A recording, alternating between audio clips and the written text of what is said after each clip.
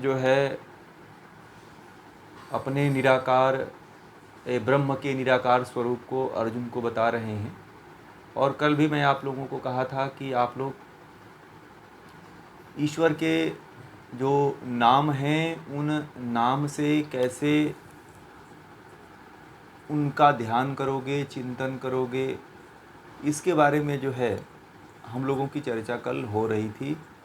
अब इसके आगे की चर्चा आज हम लोग करेंगे। तो 19वें श्लोक में फिर भगवान श्री कृष्ण कहते हैं कि मैं ही तपता हूँ, मैं ही तपता हूँ। तप मतलब ताप जो होता है, तप से मतलब ताप से, गर्मी से। जैसे धूप क्या होती है, तपती है, ठीक है। तो मैं ही वर्षा को रोकता हूँ, बरसने देता हूँ। मैं अमृत हूँ, साथ ही मृत्यु भी मैं ही हूँ। मैं सत्य भी हूँ, असत्य भी हूँ। तो अब आप लोगों को ये कहा जाए कि ब्रह्म का ध्यान करो कि ब्रह्म तपता है, तो वहाँ पे चित्त ले जा पाएंगे कि नहीं ले जा पाएंगे? कि तपन होती है। जैसे गर्मी के दिन में आप निकलते हो तो कैसा होता है, खूब तेज धूप निकली हुई है, बाहर आप निकल गए बिना छाता के, तो क्या होता है, तपन होता है ना पूरा। खूब तपते हैं कड़ी धूप में, तेज धूप में तपन होता है। फिर मैं ही वर्षा को रोक रखता हूँ, और कहते हैं कि मैं जो है वर्षा को रोक देता हूँ। जो वर्षा होती है वह मैं चाहूँ, यानी कि ब्रह्म चाहे तो उसको रोक दे। फिर कहते हैं कि आप वहाँ भी देखना जहाँ पे ज़्यादा तपन हो, जहाँ पे वर्षा बरस रही हो और तुरंत रुक जाए तो समझना कि ईश्वर ने रोक दिया। फिर बरसने देता हूँ। फिर जहाँ पे बारिश नहीं होती है या बारिश हो रही है बंद हो गई है, फिर से उसको बरसने देता हूँ। अमृत हूँ। अमृत जो कभी, जिसकी कभी मृत्यु ही नहीं होती है, उससे क्या कहा जाता है, अमृत। जिसकी कभी मृत्यु न हो उसको अमृत कहा गया है। यदि आप लोगों को अमृत का प्याला मिल जाए तो आप क्या समझना कि वह ब्रह्म ही है। क्या है, ब्रह्म है। इस तरह से आप ब्रह्म का ध्यान करना, ठीक है। फिर मृत्यु भी मैं ही हूँ।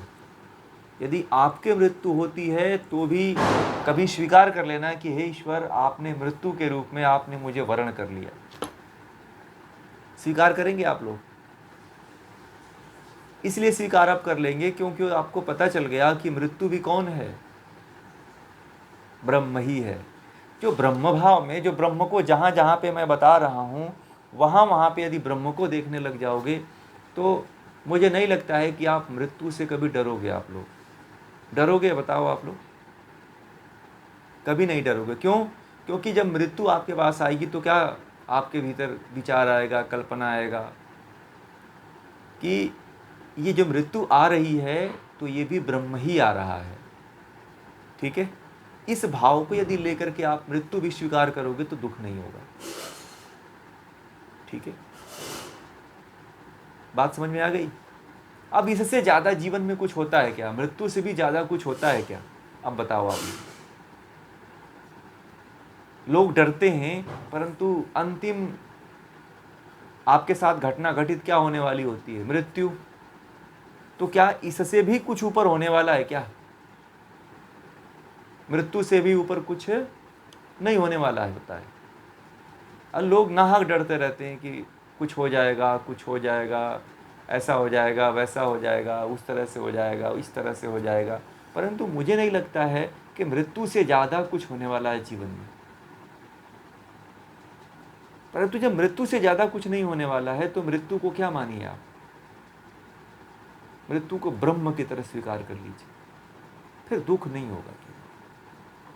फिर यदि अंतिम समय में वो मिल भी गया ना तो भी आपको यही अनुभूति होगी कि मैंने तो ब्रह्म को प्राप्त कर लिया, मैंने तो ईश्वर को प्राप्त कर लिया, ठीक है। मैं सत्य भी हूँ और असत्य भी हूँ।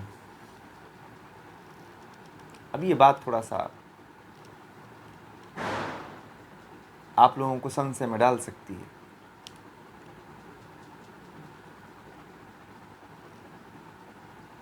और मैं मतलब अहंकार भी मैं ही हूँ। मैं को भी उन्होंने कहा मैं सत्य भी हूँ, सत्य भी हूँ, असत्य भी हूँ। तो सत्य कौन सा सत्य? जहाँ पे धर्म की विजय होती है, जहाँ पे धर्म होता हो। धर्म के 10 लक्षणों को आप याद रखिएगा आप लोग। जहाँ पे धर्म होता हो वहाँ सत्य है। जहाँ पे धर्म के लिए सत्य हो रहा है तो वह कौन है? वह ब्रह्म है। और जहाँ पे अहंकार आपको ब्रह्म के तरफ प्रेरित करता हो वह कौन है? वह ब्रह्म ही है। देखिए, एक अहंकार होता है जो आपको पतन की तरफ लेकर के जाता है, और एक अहंकार होता है जो आपको परमात्मा की तरफ प्रेरित करता है। तो आप अपने को चुनाव कर सकते हैं कि आप किस तरफ हो। चुन सकते हैं कि नहीं चुन सकते हैं कि आप जो है अहंकार वाले ब्रह्म के तरफ हो, या फिर जो है संसार वाले अहंकार के तरफ हो। आप इसमें से खुद चुनाव आपको करना पड़ेगा। ये तो सही रास्ते पे जाने वाला है, एक बुरे रास्ते पे जाने वाला है। तो सही रास्ते वाले अहंकार वाले के साथ हैं कि बुरे वाले अहंकार के साथ हैं आप, यह आपको खुद देखना पड़ेगा। तो वहाँ पे भी वो ब्रह्म ही है। तो जीवन में जो भी आपके साथ सत्य घटित होता है, सही घटित होता है, सही होने वाला होता है, वह कौन होता है? ब्रह्म होता है। जीवन में यदि आपके साथ क्षण मात्र के लिए भी कुछ अच्छी घटना घटित होने वाली होती है तो वह कौन होता है? वहाँ पे ब्रह्म होता है। वह ब्रह्म के कारण घटित होता है। आप कहते हो ना कि आज मेरे साथ बहुत अच्छा हुआ, मेरे साथ आज बहुत बुरा हुआ, ठीक है, वो किसके कारण होता है? वो ब्रह्म के साथ होता है। यदि आप लोगों के जीवन में, आपके जीवन में जो आपके मन की ही हुई है और जो आपने चाहा है आपको मिला है, तो वह किसके कारण मिला है? वह ब्रह्म के कारण मिला है। किसके कारण मिला है? वह आपको ब्रह्म के कारण मिला हुआ है। ठीक है। जीवन में जो भी आपके साथ अच्छी घटनाएं घटित होती हैं वह उसके पीछे किसका हाथ होता है? परमात्मा का हाथ होता है। और आप कहते हो कि मेरे जीवन में ईश्वर कहाँ है ही। अब कोई नास्तिक आदमी जब इस बात को नहीं समझेगा तो वो उसका तो कल्याण है क्या? बताइए आप लोग। वैसे व्यक्ति का कल्याण है? नहीं है ना। जो यह मानने के लिए तैयारी नहीं हो है कि जो भी अच्छा मेरे जीवन में घटित हुआ है वह कौन है? वह ब्रह्म के कारण घटित हुआ है। यदि मैं आपसे कहूं कि आपके जीवन में जितना अच्छा घटना घटित हुई आप याद करो, और उसके साथ साथ ये भी याद करो कि ये ब्रह्म की कृपा से हुआ है, ब्रह्म के कारण हुआ है, ब्रह्म ने किया है और वो ब्रह्म ही है।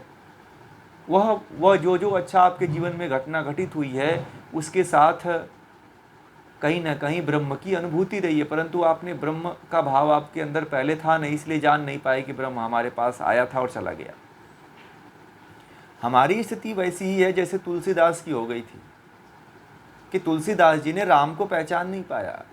चित्रकूट के घाट पे भई संतन की भीड़, और तुलसीदास चंदन घिसे तिलक देत रघुबीर। तुलसीदास सबको चंदन घिस करके तिलक दे रहे थे, उसमें राम को भी तिलक दे दिए, परंतु पहचान नहीं पाए। ठीक है। फिर तुलसीदास जी को लगा कि अरे भगवान राम तो गए थे कि मैं आएंगे। भगवान राम ने कहा कि मैं तो गया था, आपने तिलक भी लगाया था, परंतु आपने मुझे पहचाना ही नहीं। वही स्थिति मुझे लगता है कि हम सभी की है। हम कभी ब्रह्म को नहीं पहचान पाते हैं। जब अच्छा होता है तो हम किसको थैंक यू बोलते हैं? अपने आप में गदगद हो जाते हैं कि अरे ये मेरे कारण हो गया, मेरे पैसे के कारण हो गया, मेरे धन के कारण, मेरे वैभव के कारण, मेरे रुपए के कारण हो गया, परंतु वहाँ पे किसके कारण होता है? आप किसको बनाइएगा वहाँ पे निमित्त जो है? वो ब्रह्म को मानिएगा। यदि यह भाव आपके जीवन में विकसित हो गया ना, तो कहते हैं कि सारे सुख, समृद्धि, ठीक है, अष्ट सिद्धियाँ, 9 निधियाँ, निधियाँ मतलब 9 तरह की जो खजाने हैं, वह आपकी दास दासियाँ बन जाते हैं। समझ में आ गई? फिर आपको रुपए के पीछे भागना नहीं पड़ता है, वह आपके पीछे भागे चले आते हैं। यह भाव यदि जिसके अंदर विकसित हो गया, उसके अंदर होता है। गणेश जी, भगवान गणेश जी जो है अष्ट सिद्धि और 9 निधियों के दाता कहे जाते हैं। हनुमान जी कहे जाते हैं अष्ट सिद्धि और 9 निधि के दाता। गणेश जी कहे जाते हैं अष्ट सिद्धि और 9 निधि के दाता। तो इसका मतलब आप अनुमान लगा सकते हो कि ये लोग कितने बड़े योगी थे। योगी थे कि नहीं थे? वह अष्ट सिद्धियाँ, 9 निधियाँ कैसे प्राप्त होती हैं? योग करने से प्राप्त होती हैं। यम नियम का यदि आप लोग पालन करोगे ना, तो यह सिद्धियां आपको मिलती हैं, अष्ट सिद्धियां और 9 निधियां। 9 निधियां तो आपको यम नियम में ही मिल जाती हैं। दुनिया के सारे खजाने जो है यम नियम के पालन यानी कि संतोष के पालन से ही मिल जाता है। ऋषियों ने कहा है, महर्षि पतंजलि ने ये बात कहा है।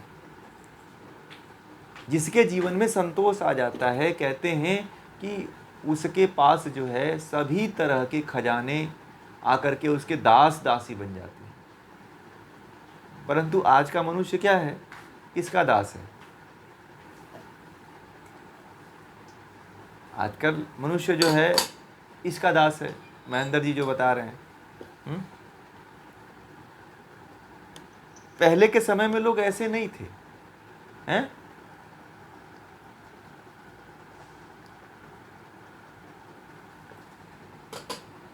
हनुमान जी तो जंगलों में रहा करते थे,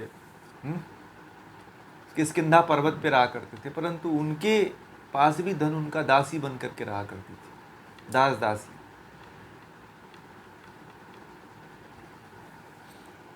तो ये भगवान को जानने का एक बहुत बड़ा माध्यम है। ये जो मैंने जितने भी श्लोक बताए हैं यहाँ से लेकर के आप लोगों को, ये 15 से लेकर के और 19 तक, ये श्लोक में आप भगवान को ध्यान करिएगा इस तरह से, ठीक है? कभी आप एकांत में बैठिएगा तो भगवान को देखने का प्रयत्न करिएगा। नाम सब लिख लिए ना कहाँ कहाँ होता है। एक चार्ट बना लीजिएगा और दीवार पे लगा लीजिएगा कि यहाँ यहाँ ब्रह्म होता है, ईश्वर होता है यहाँ यहाँ। तो अब बताओ, आपका मन कभी भटकेगा का? मुझे लोग कहते हैं कि मेरा मन भटक जाता है। तो आप जहाँ पे मैंने बताया है, गीता में भगवान श्री कृष्ण ने बताया है, वहाँ पे यदि आप वास्तव में ले जाओगे ना तो नहीं भटकेगा। मन उन्हीं का भटकता है जिसको कभी कोई काम नहीं देता है। कोई व्यक्ति निठल्ला छोड़ देता है कि जा जहाँ तुझे जाना है, जिसके साथ जाना है। खाता आपके शरीर,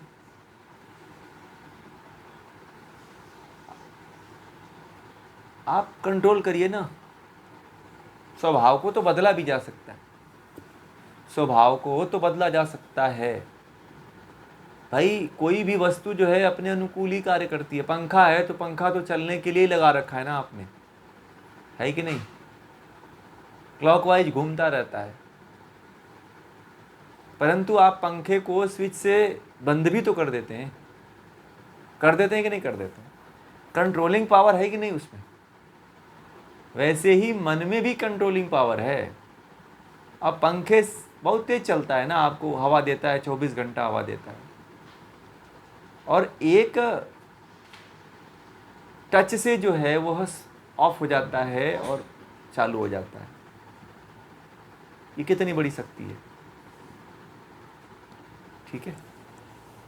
तो ऐसे ये कब होगा? जब आप कंट्रोलिंग पावर अपने हाथ में ले लोगे, उसको हावी नहीं होने दोगे अपने जीवन में, तब ये होगा। आगे कहते हैं,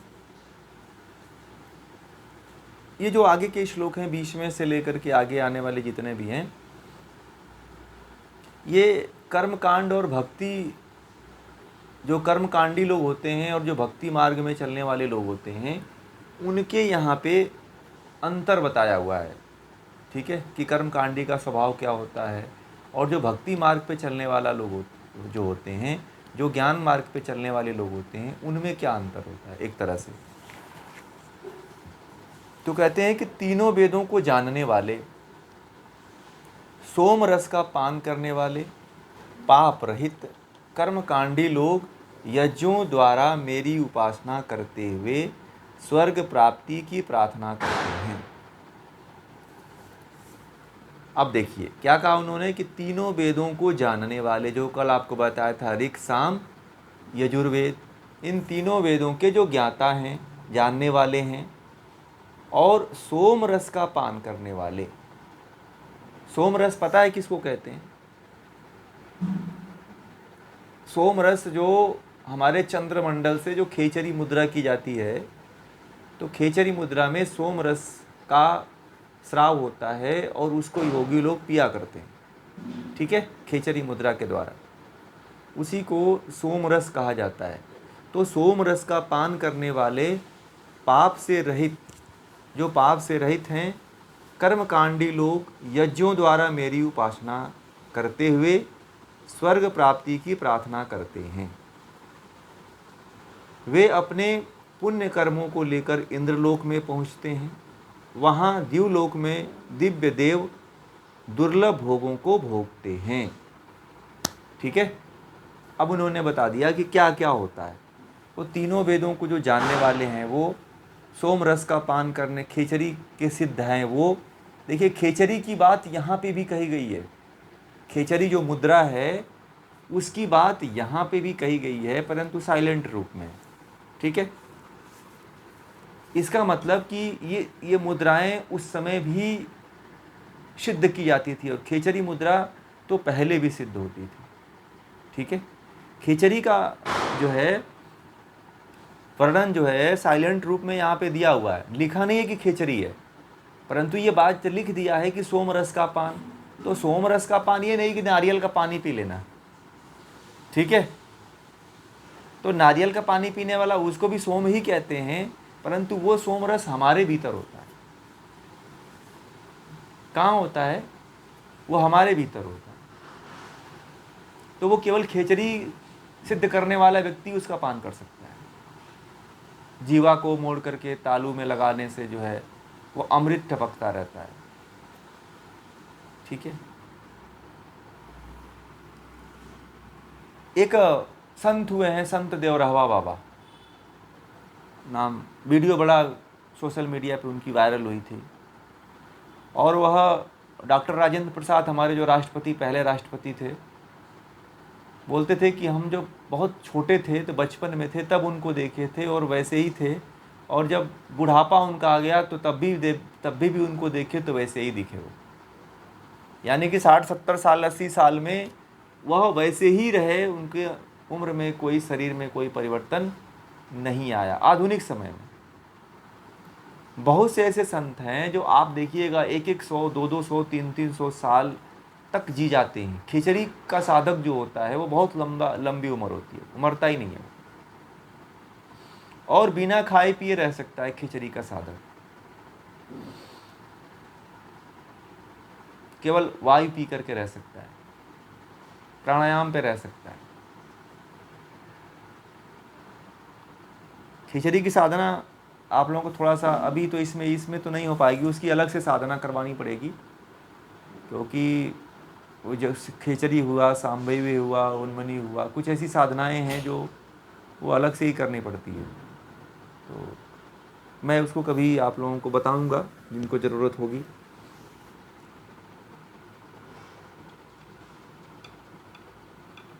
लंबा होता है परंतु उसमें भी है, प्रक्रिया है उसकी भी।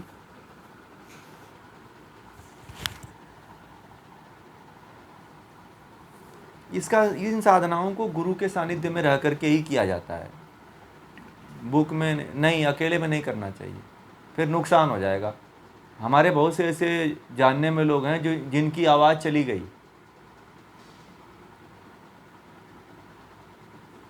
उन्होंने धागा से काट दिया, कुछ लोगों ने ब्लेड से काट दिया, कुछ लोगों ने धागे से और पता नहीं किस किस से काट दिया, तो आवाज़ चली जाती है, फिर आवाज़ नहीं, बोल नहीं पाते वो तो किसी अनुभवी गुरु के सानिध्य में रह करके ही सीखी है। ठीक है, आजकल तो लोग पोस्टर लगा दे रहे हैं कि खेचरी सिद्ध करो इतने दिनों में और इतना पैसा जमा करो, अब सिद्ध कर लो। आजकल ऐसे गुरु उत्पन्न हो रहे हैं कि जो पैसा जमा करो आपको खेचरी सिद्ध करवा देंगे। हरिद्वार में मैं एक बार पोस्टर देखा था कि आप कुंडलिनी जागृत करवाओ 1 महीने के भीतर। ठीक है,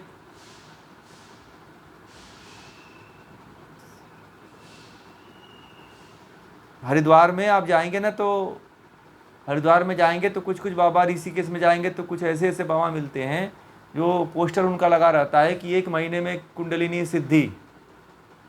अब जो बेचारे कुछ जानते नहीं है, दिल्ली उल्ली से, मुंबई से लोग पहुंच गए, वो बेचारे फंस जाते हैं। अरे कुंडलिनी जागृत करवा देंगे, हम तो मुक्त हो जाएंगे। ठीक है, बिना ज्ञान के कुंडलिनी जागरण भी व्यर्थ है, ये भी ध्यान रखिएगा। आप कुंडलिनी जागृत करके करोगे क्या? ज्ञान 0% है, आप चिंतन किसका करोगे? लाभ तो ज्ञानी के लिए है ना कुंडलिनी जागरण का, परंतु आपने ज्ञान का ABCD आपको पता ही नहीं है। आप कुंडलिनी जागृत 1 लाख, 2 लाख, 5 लाख, 10 लाख देके कर लोगे, मतलब तो वो भी नहीं होता है, ये झूठ की बकवासें सब हैं।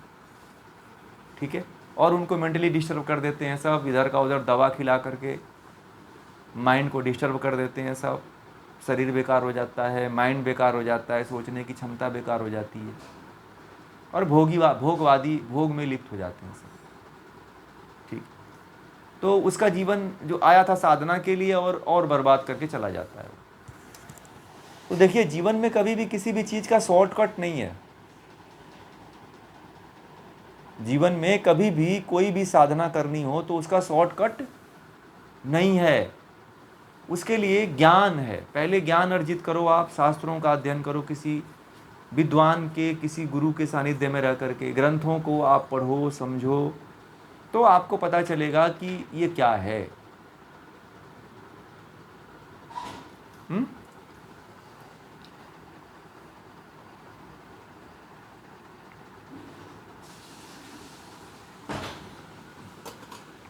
अब आप लोगों में से जितने लोग गीता पढ़ रहे हैं, ध्यान से पढ़ रहे हैं, मैं उन लोगों से कहूँ कि आप लोग जो है ब्रह्म का ध्यान करो, तो आप लोग कर लोगे ना। कहूँ कि निराकार ब्रह्म की ध्यान करो अभी, तो आप कर लोगे। परंतु जो नहीं पढ़ा हुआ है वो अभी आ जाए और उसको भी मैं कहूँ कि ब्रह्म का, निराकार ब्रह्म का ध्यान करो, तो वो कर पाएगा? क्यों? क्या परिवर्तन हुआ? परिवर्तन यही हुआ कि उसको ज्ञान नहीं है। ठीक है, तो इस तरह के भ्रम में कभी मत पड़िएगा। कोई कहता है कि मैं 3 दिन में आपको ज्ञानी बना दूंगा, कोई कहता है 10 दिन में ज्ञानी बना दूंगा। नहीं, आप विधि जान सकते हो, किसी भी चीज़ की आप विधि जान सकते हो, इसके लिए तो ज्ञान चाहिए। अब ज्ञान, गीता पढ़ने वाला व्यक्ति तो कर लेगा, योग पढ़ने वाला व्यक्ति तो कर लेगा, साधना करने वाला व्यक्ति तो कर लेगा। अब इतना परिपक्व आप लोग हो गए हैं कि अब कोई भी साधना आपको बता दी जाए तो आप कर लोगे। यहाँ पे जितने लोग हैं उनमें से कोई ऐसा व्यक्ति नहीं है जो जिसको कुछ बताया जाए वो न कर पाए, सभी कर लेंगे। परंतु जिसको गीता की ABCD तक नहीं पता है, उसको कभी ध्यान कर पाएगा, वो धारणा लगा पाएगा, मन को एकाग्र कर पाएगा? नहीं कर पाएगा। प्रतिदिन जो है हमारे यहाँ हर जितने क्लासेस चलती हैं, वो सभी क्लासों में प्रतिदिन नया विषय रहता है और नया ज्ञान रहता है। ठीक है, तो आगे कहते हैं कि अपने पाप पुण्यों को लेकर के व्यक्ति क्या जाता है? इंद्रलोक में पहुंचता है। और इंद्रलोक में मतलब इंद्रलोक से वहाँ फिर वह जो है दिव्यलोक में चला जाता है। फिर आगे की बात क्या कह रहे हैं? कह रहे हैं कि परंतु वे उस विशाल स्वर्ग का आनंद भोग लेने के बाद जब उनका संचित पुण्य क्षीण हो जाता है, समाप्त हो जाता है, तब फिर मृत लोक में आ जाते हैं।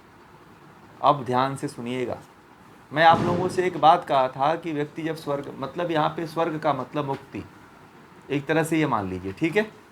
जो व्यक्ति मुक्त हो जाता है वह व्यक्ति भी पुनः जो है, कहते हैं कि उस लोक का आनंद लेकर के, उस लोक का आनंद लेकर के भोग लेने के बाद जब उसका पुण्य क्षीण हो जाता है, पुण्य में क्या आ जाता है, ज्ञान आ जाता है, विद्या आ जाती है, आपके जितना आपने अच्छे कर्म किए रहते हैं वो जब क्षीण हो जाता है तो समाप्त हो जाता है, तो पुनः मृत्यु लोक में वापस आना पड़ता है। यह 21वां श्लोक आप सभी लोग अच्छी तरह से नोट कर लीजिएगा कि मुक्ति के बाद भी पुनः वापस में, स्वर्ग के बाद भी, स्वर्ग में जाने के बाद भी पुनः लौटना पड़ता है, क्योंकि पुण्य आपका क्षीण हो जाता है। ठीक है, आपने जो ज्ञान प्राप्त किया होता है वह भी क्षीण हो जाता है। ये जो ज्ञान हम लोग आप लोग ले रहे हैं ना, तो ये बहुत लंबे समय तक नहीं रहने वाला है। एक काल तक रहता है।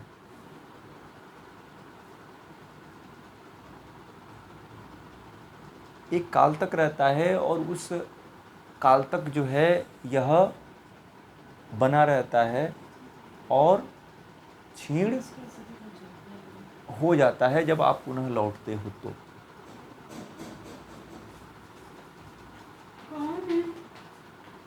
ठीक है, और आगे कहते हैं कि फिर मृत्यु लोक में आ जाता है। इस प्रकार तीनों वेदों की शरण में आने वाले ये कर्मकांडी लोग कामनाओं की कामना करते रहने के कारण जन्म मरण के चक्कर काटा करते हैं। ये जो तीनों वेदों को जानने वाले लोग हैं और ये जो कर्म कांड करके जो लोग पहुँचे होते हैं, यह लोग भी जो है क्या होता है,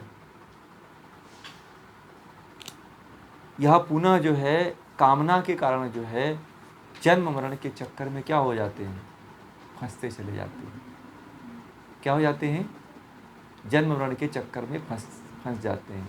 मतलब कि यदि आप एक तरह से ये भी मान लो, यहाँ पे तो स्वर्ग और स्वर्ग लोक की बात कही गई है, परंतु वेदों में एक ऐसी बात आती है कि जो व्यक्ति जो है मुक्त हो जाता है वह पुनः उसका पुनर्जन्म होता है।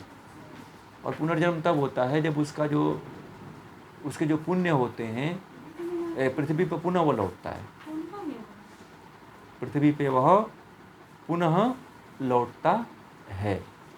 जब उसके पुण्य क्षीण हो जाते हैं तो अपने मुक्ति के काल को भोगने के बाद, जब वह मुक्ति के काल को भोग लेता है तो पुनः उसको पृथ्वी पे लौटना पड़ता है। ऐसे ही यदि कोई स्वर्ग को प्राप्त कर लेता है तो उसको भी जो है लौटना पड़ता है, इस जन्म मरण के चक्कर में फंसना पड़ता है। ये भगवान श्री कृष्ण के समय में इन स्वर्ग और नरक की बातें उस समय प्रचलित थी कि व्यक्ति स्वर्ग में चला जाता है, ठीक है, व्यक्ति का जो है पुनः जो है पृथ्वी पे आना होता है। तो जो लोग पहले लोग कहते थे उस समय ये बातें बड़ी प्रचलित थी कि स्वर्ग में चला गया, इस लोक में नहीं इंद्रलोक में चला गया, इंद्रलोक से फिर आना पड़ता है। ठीक है, तो कई लोग हैं, ठीक है, कई लोग हैं जहाँ पे उनका अच्छा स्तर अच्छा होता है, किसी का बुरा होता है, परंतु ये बातें जो है लोगों ने बाद में बनाई है। बात एक ही है कि जो आत्मा मुक्त हो जाती है, जो मैंने पहले आप लोगों से कहा, इस बात को ऐसे समझिएगा कि जो आत्मा मुक्त हो जाती है पुनः पृथ्वी पे अपने पुण्य को कर्म को क्षीण करने के बाद लौटती है, मुक्ति अस्थाई नहीं है। ये बात को आप लोग मान लीजिए। ये बातें थोड़ा सा यहाँ पे स्वर्ग नरक की कर दिया है, स्वर्ग नरक कहीं और नहीं होता है, ठीक है, कोई लोक नहीं होता है इंद्रलोक। इंद्र किसको कहते हैं, मैंने बताया था इंद्र देवता किसको कहते हैं, तो इंद्र का कोई लोक थोड़ी है, ठीक है।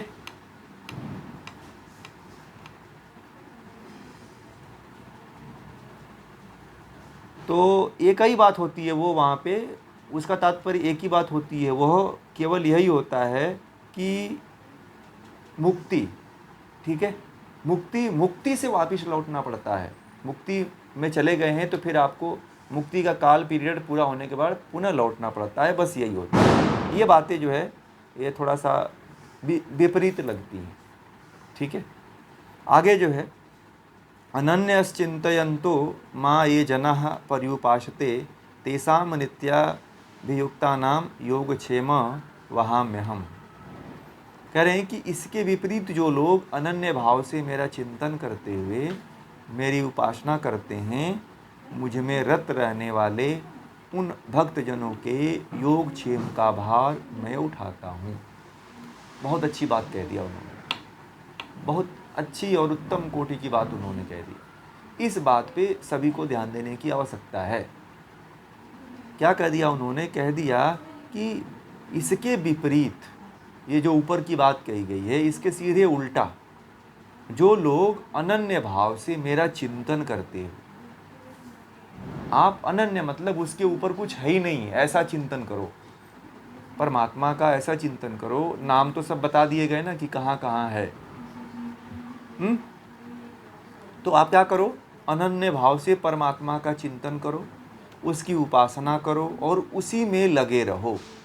तो कहते हैं कि जो भक्तजन इस तरह से करता है तो मैं उसके योगक्षेम का, किसका मतलब योगक्षेम का तात्पर्य होता है कि अप्राप्त वस्तु की प्राप्ति और प्राप्त वस्तु का रक्षण। योगक्षेम का तात्पर्य होता है, नोट कर लीजिए, कि अप्राप्त वस्तु की प्राप्ति, जो वस्तु प्राप्त नहीं है उसकी प्राप्ति, और जो प्राप्त वस्तु है उसका रक्षण जो है परमात्मा करने अपने हाथ में ले लेता है। ये बात समझ लीजिएगा, बहुत महत्वपूर्ण बात है।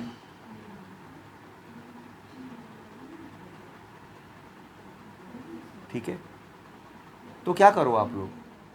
आप परमात्मा को कैसे समर्पण करोगे, इसी श्लोक में जानने के लिए आपको मिलता है। समर्पण कैसे करना है बताइए आप लोग। मैंने बताया ना समर्पण कैसे करना है, तो थोड़ा इसको ध्यान से सुनिएगा कि परमात्मा को कैसे समर्पण करना है। आप लोग बस सुने होंगे कि परमात्मा को समर्पित कर दो, परंतु उस परमात्मा को समर्पित किया कैसे जाता है?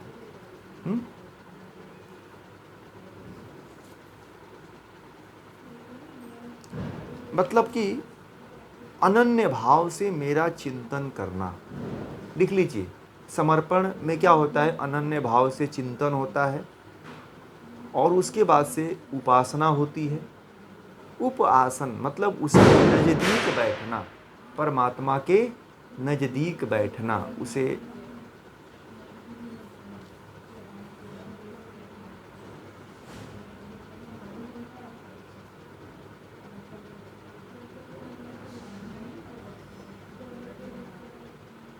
ठीक है। और मुझ में रत रहने, मुझ में क्या कर रहे हैं? मुझ में रत रहने वाला, मुझ में लगा रहने वाला। फिर उन भक्तजनों को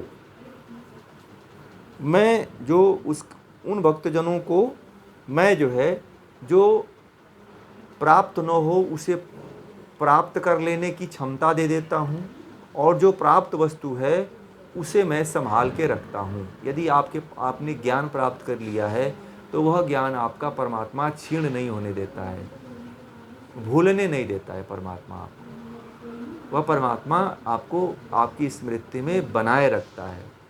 और जो उसे योगक्षेम बोलते हैं, ठीक है ना।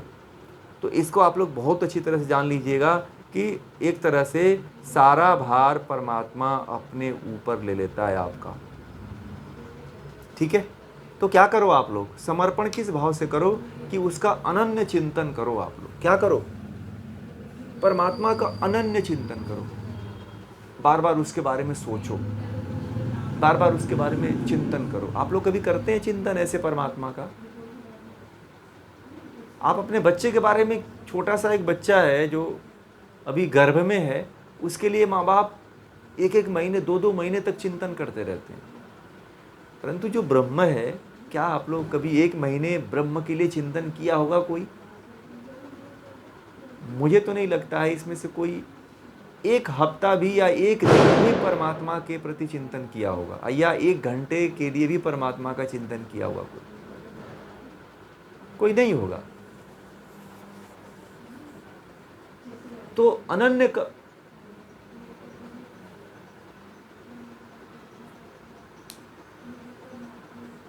आप देखते हैं ना, आप देखते हैं ना, सभी लोग नहीं देखते हैं। आप भी देख रहे हैं, चलिए बहुत अच्छी बात है। कोशिश, एक बात बताऊं, कोशिश में थोड़ा सा कोशिश नहीं होना चाहिए। कोशिश शब्द जो है ना, थोड़ा सा बड़ा डाउटफुल लगता है। कोशिश से नहीं, दृढ़ होना चाहिए। परमात्मा की तरफ जाइए तो दृढ़ कहिए कि दृढ़ इच्छा शक्ति के साथ कर रहा हूँ। कोशिश तो होगी होगी, नहीं होगी नहीं होगी, है कि नहीं? हाँ, हो जाएगा। दृढ़ निश्चय रखिए, सफलता जरूर मिलती है। आपके पड़ोस का व्यक्ति कोई मर जाता है तो उसके लिए आप 1 महीना सोचते हो। एक महिला थी, ठीक है, तो उसको मानसिक रोग हो गया था, मेरे पास आई थी। तो बहुत से होम्योपैथ डॉक्टरों के पास गई थी, एलोपैथ डॉक्टरों के पास गई थी, और 2-4 बार शॉट लगवा चुकी थी। करंट वाला होता है ना, 3rd डिग्री वाला जो शॉट होता है, उसको लगा दिया गया था। उसके दवा भी खाती थी दोनों टाइम, और नींद की गोलियां भी लेती थी वो। तो मेरे पास आई हार करके, सब जगह दवा करा चुकी थी, ठीक है। तो उसका ये कई समस्या थी कि उसके पड़ोस में कोई व्यक्ति जो है, उसके सामने ही उस छत से गिर करके मर गया, और वह उसको देख ली और वह उसको भूल नहीं पाई। तो मैंने उससे कहा कि ये बताओ, आप अपने पड़ोस के व्यक्ति को मरे हुए देख लिया तो आपके चित्त से वो नहीं जा रहा है क्या? कभी आपने ये भी देखा है कि जो अच्छा कार्य हुआ है आपके जीवन में, परमात्मा ने आपको इतना अच्छा जन्म दिया है, क्या उस परमात्मा को कभी इतना याद करते हो? उसका चिंतन करते हो? यदि मरे हुए व्यक्ति में भी यदि आपने ब्रह्म देखा होता ना, तो मुझे लगता है कि आप ब्रह्म को प्राप्त कर लेते। परंतु मरे हुए व्यक्ति में अपना आपने भय देखा। क्या देखा? भय देख लेता है व्यक्ति। जब कोई व्यक्ति मरता है तो उसमें क्या देखते हो आप? ब्रह्म को देखने के लिए अभी कहा ना कि मृत्यु में किसको देखो आप? ब्रह्म को देखो। परंतु आप किसको देख लेते हो? भय को देख लेते हो, डर को देख लेते हो कि कहीं ये व्यक्ति मर गया, पता चले कि मैं भी किसी दिन ना मर जाऊं।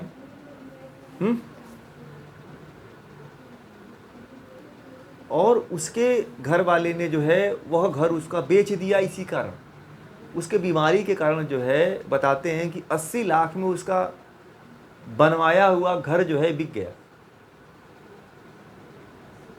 और जहां वह नए घर में गई वहां पे भी सुधार नहीं हुआ। मैं पूरी हिस्ट्री बता रहा हूं आप लोगों, नाम नहीं बताऊंगा, पूरी हिस्ट्री बता दूंगा आपको। कहाँ का है ये भी नहीं बताऊंगा आपको, बस बताऊंगा आप कहानी सुन लो। ये किसकी कहानी है बस आप लोग को नहीं पता है किसकी कहानी, मुझे पता है, ठीक है।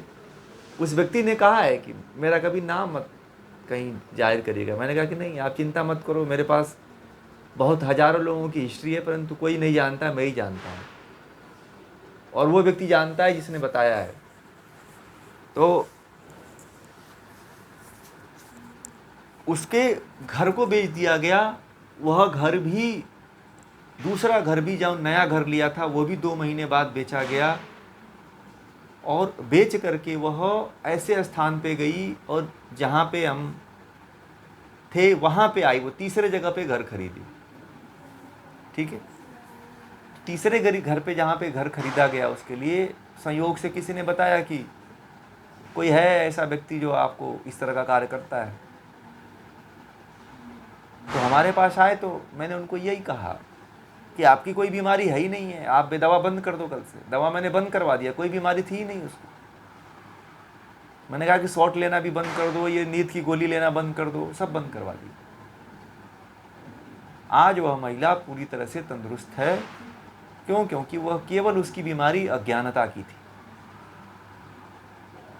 अब बताओ, दुनिया में वह बड़े बड़े डॉक्टरों के पास जा चुकी थी, और जानते हैं दवा इलाज में कितना खर्च किया था उसके घर वालों ने? बताएं आप लोगों को। अब वो लोग बताते हैं, मुझे तो, मेरे पास तो आए तो बड़ा ही जो है दूसरे भाव में आए। अन्य जगहों पे वह 45 लाख रुपए की केवल दवा किए थे। हर जगह टेस्ट कराना, रिपोर्ट कराना, इस डॉक्टर में, इस हॉस्पिटल में, आगरा, दिल्ली में, आगरा में, पता नहीं कहाँ कहाँ लेके घूमे थे उसको। ठीक है,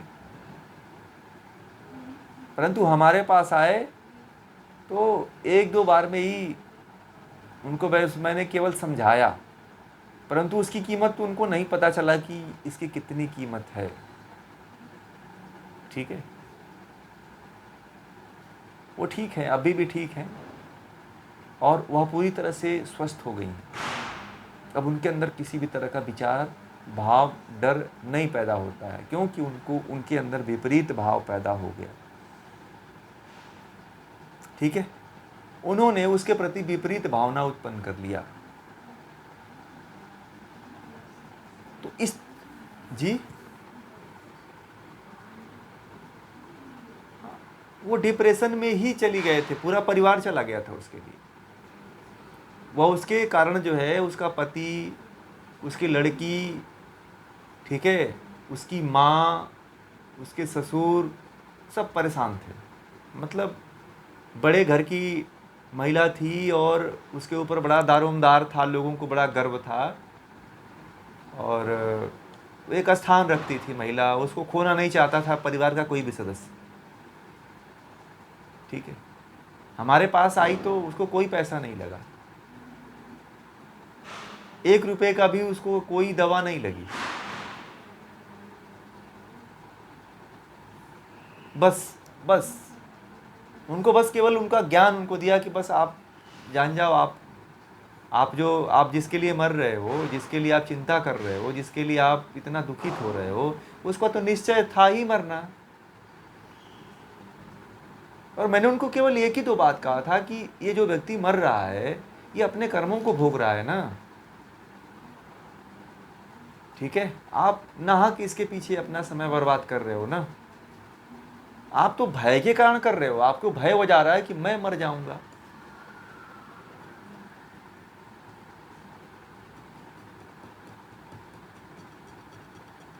ठीक है ना, मृत्यु का भय है ना, महर्षि पतंजलि ने कहा है, मृत्यु का भय।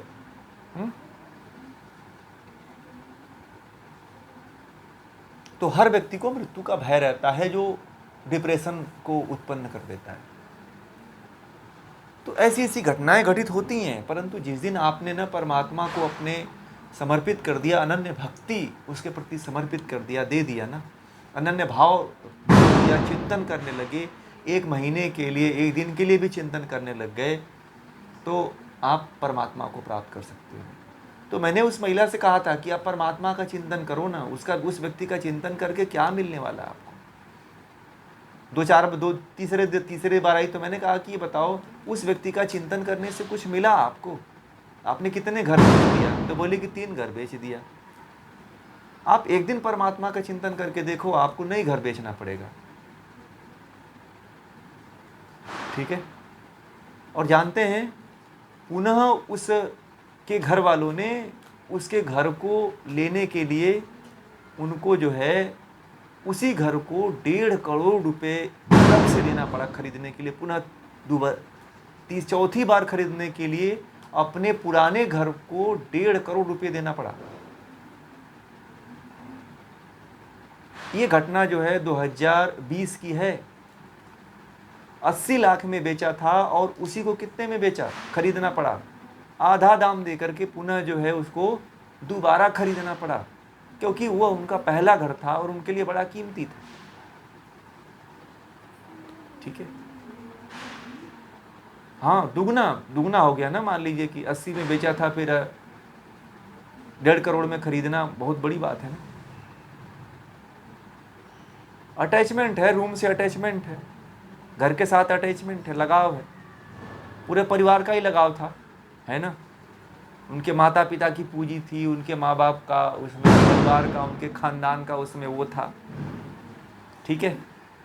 तो मैं ये इसलिए आप लोगों को बता रहा हूँ कि आप भी परमात्मा के चिंतन के बारे में समझ पाओगे कि परमात्मा के चिंतन से क्या हो जाता है, क्या परिवर्तन हो जाता है। वह महिला फिर परमात्मा का चिंतन करने लगी और एक दिन प्रयोग करके, जी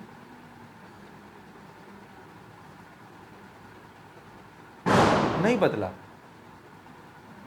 हाँ, फिर बाद में बदला तो उन्होंने फिर उस घर को खरीदा। फिर महिला वहीं पे रह रही है और उसको पता है कि ये व्यक्ति हमारा छत से गिर के मरा हुआ है, परंतु बोलती है अब मुझे ख्याल नहीं आता, अब तो मेरे साथ अब कुछ भाव ही नहीं होता है, क्योंकि अब मुझे ये मेरे अंदर ये भाव हो गया कि नाहक इस व्यक्ति के साथ मैं इसका चिंतन कर रहा हूँ, उससे अच्छा परमात्मा का चिंतन करूँ। और मैंने कहा कि कोई दुनिया का ऐसा स्थान नहीं है जहाँ पे व्यक्ति न मरा हो। आप जिस घर में सोते हो ना, उसमें भी 1000 लोग मरे हुए हैं। गीता का पूरा उसको पाठ पढ़ाया था और वो पूरी तरह से आश्वस्त है, पूरा परिवार में अच्छी तरह से है, ठीक है। उस एक बात के लिए जो है, एक छोटे से ज्ञान यदि व्यक्ति को पहले मिल जाए तो मुझे लगता है कि इतनी बर्बादी नहीं हो। परंतु फिर भी जानते हैं इस ज्ञान की कोई कीमत नहीं देता है, कोई वैल्यू नहीं समझता है। कहते हैं ना कि हीरे की कीमत कौन लगाता है? हीरे की कीमत तो जौहर ही लगा पाता है, बाकी और कोई नहीं लगा पाता। दुनिया को लगता है कि ये तो हम कहीं भी जान जाएंगे, परंतु कितना साल लग गए।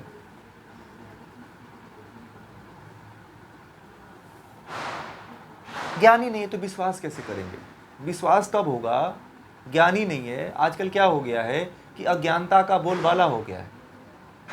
आपको हर जगह झूठ पढ़ाया जाता है, गलत बातें सिखाई जाती हैं, जो सही नहीं है वो बातों को सत्य साबित किया जाता है। तो आपको लगता है कि सब ऐसे ही होगा। आपने पंडित जी का कथा कराते हुए देख लिया है, पंडित जी हर बात पे जो कहते हैं 10 रुपया रखो, 5 रुपया रखो, तो आपको लग जाता है कि पंडित जी लग रहा है कि केवल पैसे ही मांगने के लिए पूजा करवा रहे हैं। तो आपको पंडित जी के पे विश्वास हो गया कि बस यही धर्म है, तो धर्म से आप फिर दूर भागते हो। इसीलिए भागते हो कि अरे क्या यही धर्म है कि हर जगह पैसा रखो, हर जगह पैसा रखो? भागते हो कि नहीं भागते हो? फिर पंडित जी को कहते हो अरे पंडित जी इतना नहीं, इतना ही ले लो। पंडित जी फिर लास्ट में सब कुछ पैसा लेने के बाद, दक्षिणा लेने के बाद फिर वो मांगते हैं कि मेरा पूरा पैसा दे दो, तो आप कहते हो नहीं। वो बोलते हैं 1000 दे दो, तो बोलते हैं नहीं 500 ले लो, क्योंकि पंडित जी बीच में भी बहुत मांगे हैं। तो इसलिए आपका फिर मन भागता है। फिर दोबारा कथा होती है तो कोई बुलाता है कि कथा में चलो बैठो, बोलते हो नहीं नहीं नहीं नहीं जाऊंगा, समय नहीं है मुझे, ये नहीं है, वो नहीं है। क्यों? ऐसे ही होता है ना फिर। तो धर्म का जो है वास्तविक स्वरूप ज्ञान है, न कि कर्मकांड है। कर्मकांड के कारण क्या होता है कि ज्ञान दब जाता है, ठीक है। ये बहुत महत्वपूर्ण बातें हैं जो आप लोग यदि जान जाओगे, अपने जीवन में इसको अपना लोगे, तो मुझे लगता है कि परमात्मा को जानना बड़ा आसान हो जाएगा आपको। नहीं तो वो आप भी उसी तरह से उस महिला की तरह अपने जीवन को आप लोग भी नष्ट कर दो। उससे पहले कि कुछ ज्ञान को प्राप्त कर लो।